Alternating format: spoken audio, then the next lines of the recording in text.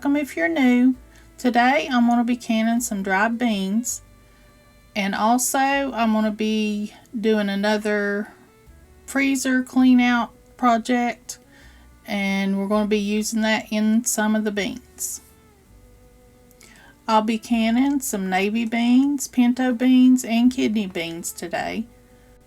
I've looked the beans to make sure there wasn't no rocks or debris or anything like that, and I've washed them really good. Then I put them in these pots, and you want about 3 times the amount of water that you have beans. We're going to soak these overnight for 12 hours, and they will soak up a lot of that water. I'm going to be putting just a big splash of vinegar in each. That will help get rid of some of the stuff in beans that are hard to digest. Okay, I'm just going to let these set for about 12 hours.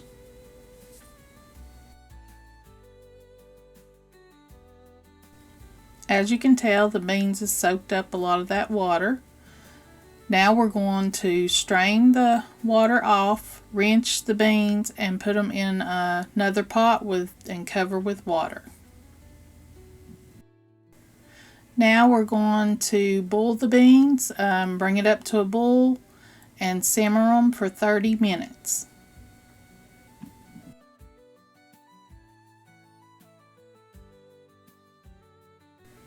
Here they've boiled for 30 minutes. Now we're going to get ready to can them. I've got my jars in my water bath canner getting hot. Got my beans here. I've got my lids and rings washed and put in some warm water. And I've got my pressure canner with some water in it. This is going to be hot jars going into hot water. You do need to pressure can your beans. I'm going to put a half a teaspoon of salt in a pint jar. If I was doing quarts, I would do a whole teaspoon. You don't have to put salt in this. This is just for flavor.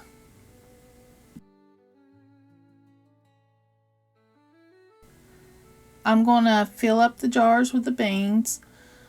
I usually do about 1.5 inch to 2 inches of headspace with the beans, and then fill the liquid up to 1 inch headspace, because your beans are still going to soak up that water when they're cooking. I use the water that they were cooked in. You can use fresh water if you want to.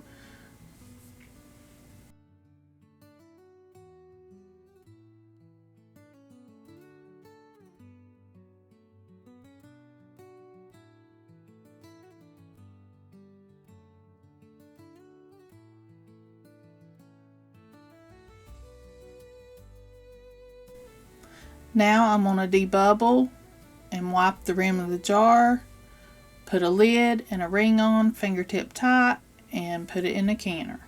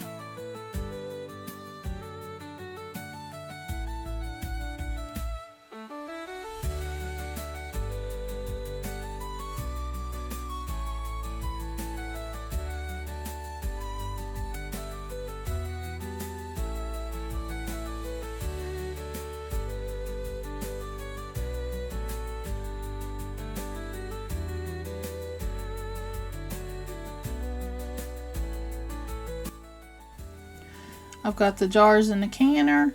I'm going to put the lid on and wait for it to have a steady stream of steam in the vent. Now I'm going to set the timer for 10 minutes. It's going to push all the air out of the canner so it can come up to pressure. Once the 10 minutes is up, for my canner, I'm going to put on my weight.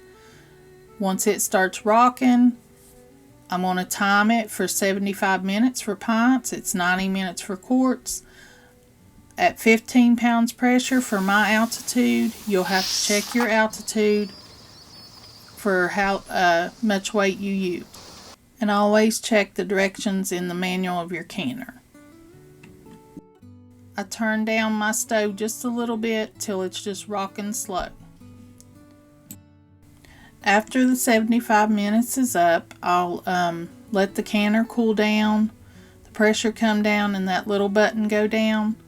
I'll take off the weight, let it set for 5 minutes, open it up, sort of set it cockeyed for about 15 minutes, then take the lid off and take the jars out.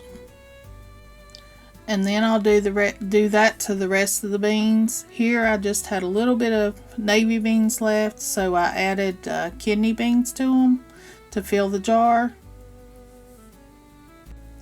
Now for the pinto beans, I canned some with the broth with the beans. And then for my freezer project, I got some pork bones out of the freezer and I made broth. I thought I had filmed that, but I'll just tell you, in my roaster oven, I put the pork bones, I put celery tops and onion scraps that I'd saved in the freezer. You can use just stalks of celery and onions if you'd like.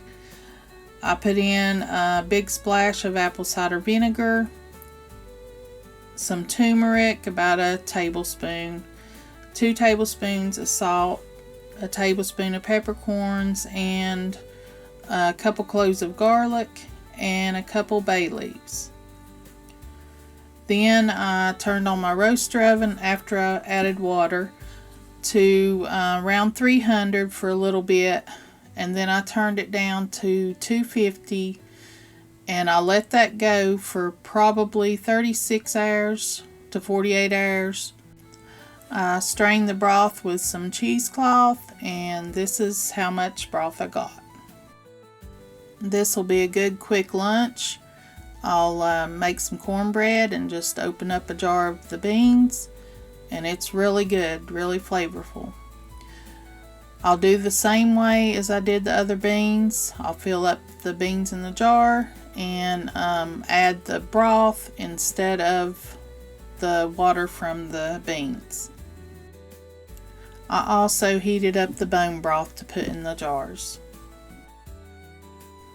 Now there's one less thing in my freezer, and slowly getting it cleaned out, ready for hopefully some sales on meats this winter. And there you have it. Some dry beans to go on the shelf, all ready to open up. And I also done lima beans probably a few days later, so we're ready for chili and the winter weather. I want to thank y'all for watching. I hope you have a blessed day, and come back and see us. Down on the farm where the green grass grows, we're thankful for the love that everybody knows. It's another day under the white blue sky, with the sun shining bright and the time drifting by. Homeland's homestead where the story unfolds, our hearts full of laughter and our memories go. Oh, thank you for watching from near and far. Your support, it brightens just like a star. Don't forget to subscribe, it's always free. Join our journey, come share the glee. At Homeland's homestead, we're never alone. With every view and every share, you make this place home.